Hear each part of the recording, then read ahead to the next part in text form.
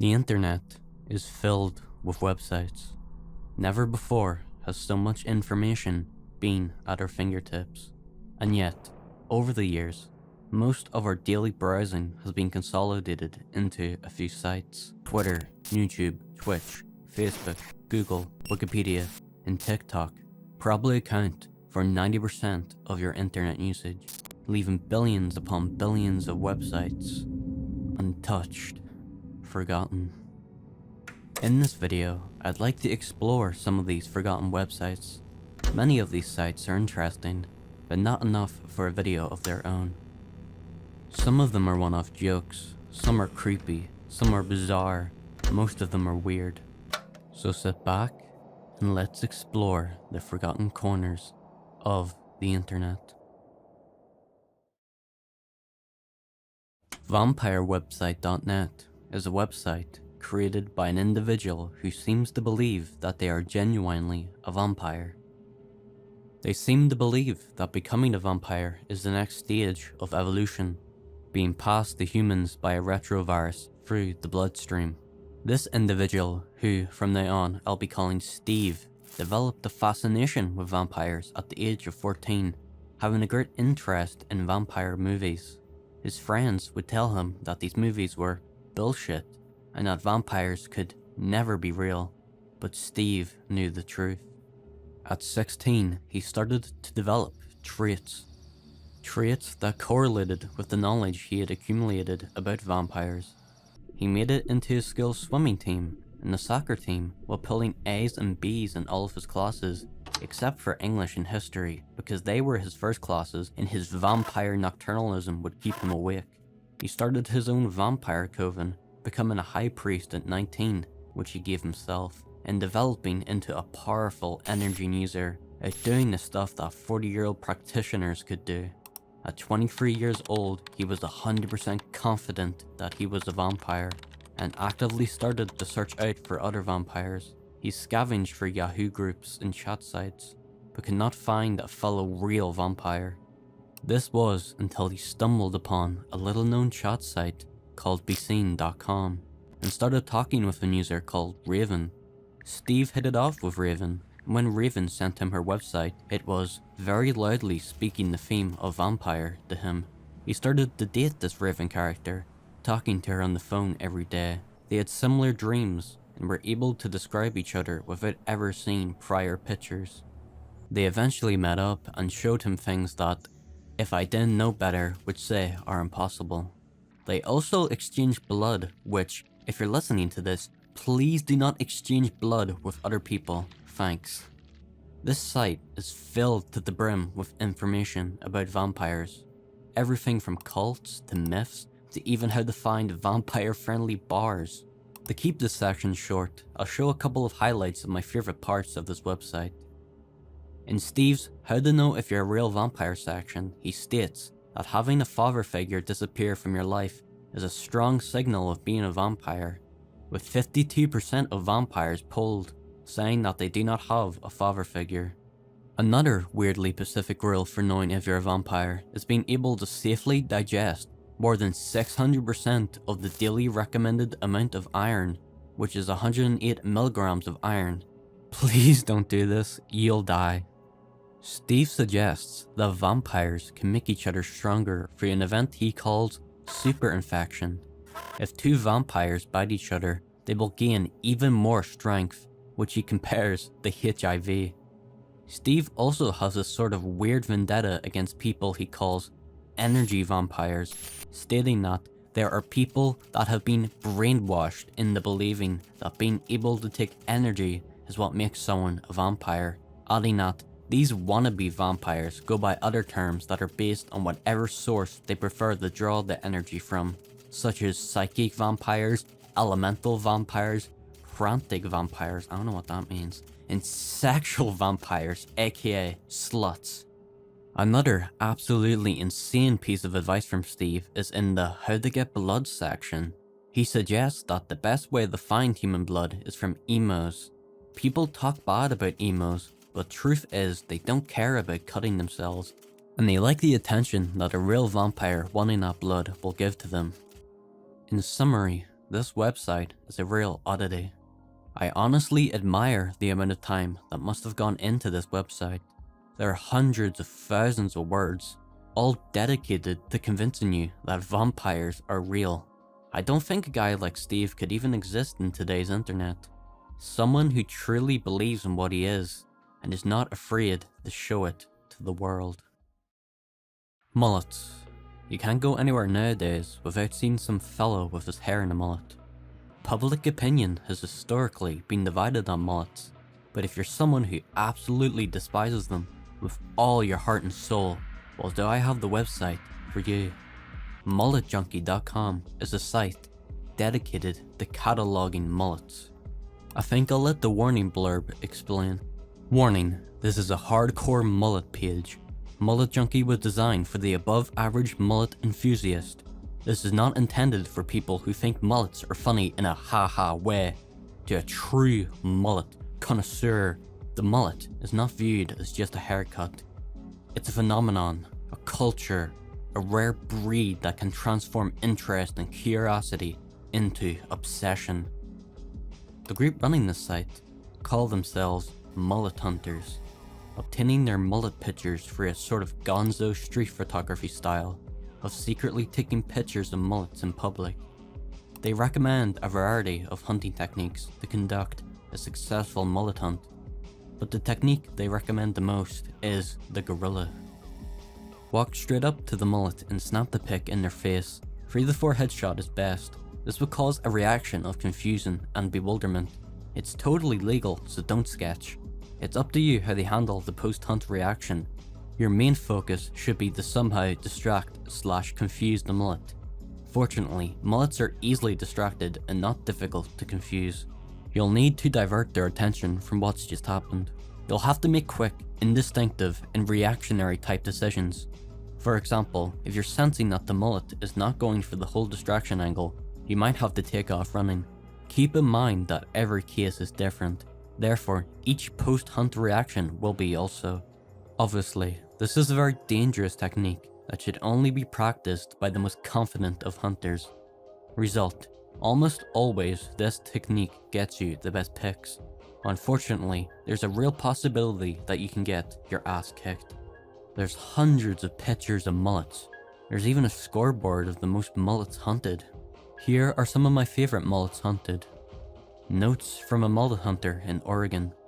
This was an absolute score. I was going to the local hillbilly marketplace, Thriftway, in Plymouth, Oregon, and right there in front of my parking space, leaning up against a post, this Maltino graced me with his presence. With the sun sparkling off his prime mullet, I couldn't help but snap a pic.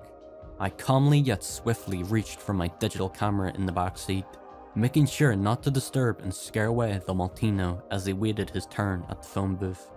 With him being less than 15 feet away from where I was seated in my truck, I put him in the crosshairs with a little fine tuning and focusing.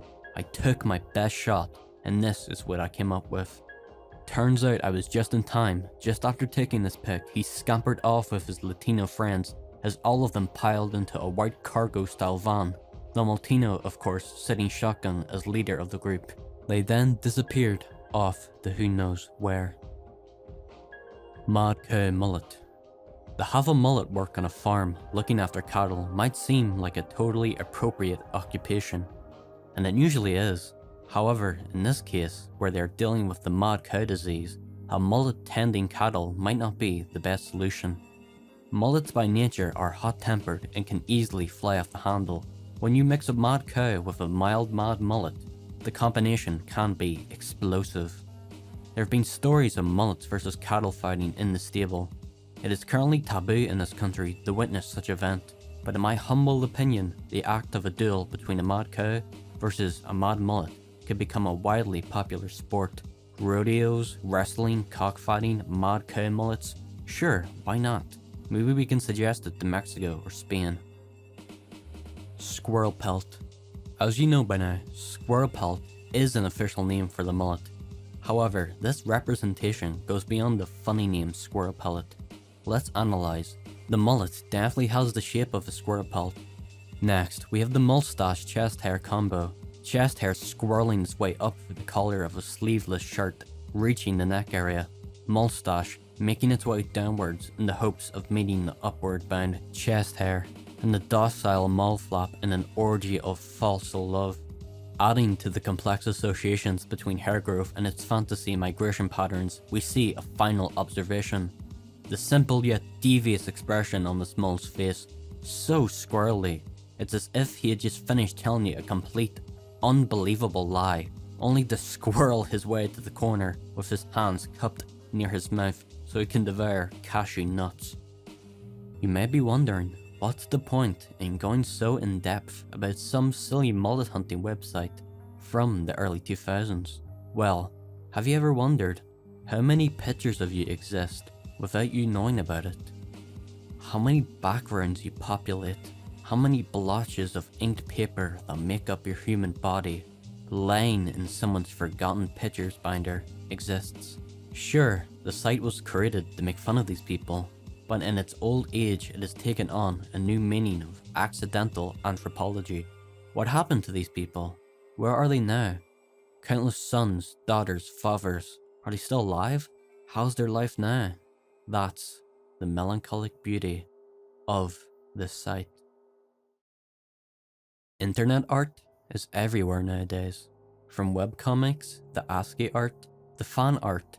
Art is a regular fixture of internet life. However, during the internet's early infancy, the artistic apex of internet web aesthetics was something like this. Which, yeah, isn't that good. However, during the late 90s, something began to change. We started to see the internet become weird, experimental. We started to see collectives like Jodi.org deliberately creating weird, nonsensical, and hostile web design. One of the key figures in this new wave is a man called Ben Benjamin. Benjamin, an art school dropout who helped create one of the most visited sites at the time, CNET, wanted to design a site without the restrictions of corporate, traditional thought. This is how Superbad.com was born. When entering the site for the first time, you're greeted by a black screen, populated by a still image of a newscaster. However, when you scroll over it, it suddenly comes to life, with random white text displaying at the top. If you click on the newsman, you're greeted with this text. If you want to have a good time, and everyone does, here are some helpful posture questions to ask yourself. Do I sit flat with feet flat on floor? Sit with my buttocks against the lower back of my chair? Hold my head high and keep my chin up, marionette style? Walk with my legs close together, swinging them from the hip joints? Walk, letting my heel hit the ground first, followed by the outside of my foot, then the toe? Why not check back every day and chart your own posture progress? After this, the website opens up. You're greeted with two graphics, each going down divergent paths. This is where the sheer randomness and interactivity of the site really shines. You go from a child's story about Captain America to a Minesweeper-esque interactive box to whatever the fuck this is. This site invokes a feeling I haven't felt since I was a child. The early days of my internet exploration, where everything feels alien and basic concepts such as hyperlinks or clickable objects utterly overwhelmed me. I remember endlessly scrolling through sites like YouTube, being consumed by rabbit holes like LEGO Star Wars animations or 2012 end of the world prediction videos. This site emulates the same endless exploration I felt. It completely breaks from the mold that sites at the time were known for. The average popular site was more reminiscent of a newspaper rather than anything groundbreaking. Bland colors with easy to read text, accompanied by an interface that even your most half-dead relative could understand. Interaction was kept to a minimum. Everybody looked to the past, without treating internet web design as the truly revolutionary movement and how humans visually interact with information it was. If you made it this far, I definitely would advise you to stop watching and explore Superbad for an hour. You may start to understand what I'm saying. It's also just a beautifully made website. I wish I had the artistic talent and creativity that this guy has. Another aspect of this site that makes it truly visionary is its cryptic narrative. Dotted around the site are messages alluding to some sort of incident. You can find an apology letter from a character called Vivi, apologizing on the behalf of a boy called Jay Jr. about an incident involving meat and loaned money. This section of the site is called Turkey. You can also access a /turkey/j2.html with what seems to be a small boy huddled on the floor, with a yellow line going towards a group of bees. Another, called Foil, is written from the perspective of a child about his friend Brad. They were playing with stuff from the garage, trying to make secret potions from cleaning chemicals, with one potion staining the floor a greenish yellow colour. The child's father poked his head in to see what the two boys were doing, seeing Brad eating Foil. The most disturbing part of this site is called Heaven, with the following text being displayed. This picture of me was taken when I was in heaven. It was fun. I was bathing in a golden light the whole time. They gave me the suit to wear, but I had to give it back the same day. There's more to explain when it comes to this site, but I think it's better if you explore its mysteries yourself. For a site from 1997, it's surprisingly modern, using website design principles that we would only see in the past decade. Its strange meta-narrative is also very reminiscent of ARGs. Hell, maybe it is a secret ARG, an unsolved one, long forgotten. Maybe you can figure it out.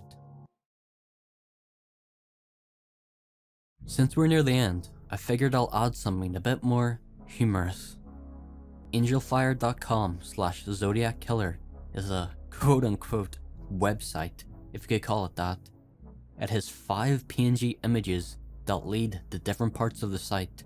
Most are empty, but the one we're interested in is this: a balding white guy surrounded by iced tea, with the text, "Save the tea, fuck the hoe." Here we find the musings of a man calling himself Killabatch, the original Big Dick. I'll be ignoring the racial slurs in this text, but in his own words, Killabatch is Killa B motherfucker, the new style, big motherfucking 40 ounce and a big motherfucking bag of weed, bitch. Killa B jack your ass, fuck your bitch, wreck your whip, and beat your mama, son. The real shit. You might be wondering why I'm even talking about this guy. Well, if you scroll below, you find some MP3 files. These files are, well, I think I'll let you listen to my favorite. This has been No Filter. Good night, good morning, or good evening, wherever you are. I did it all for the cream!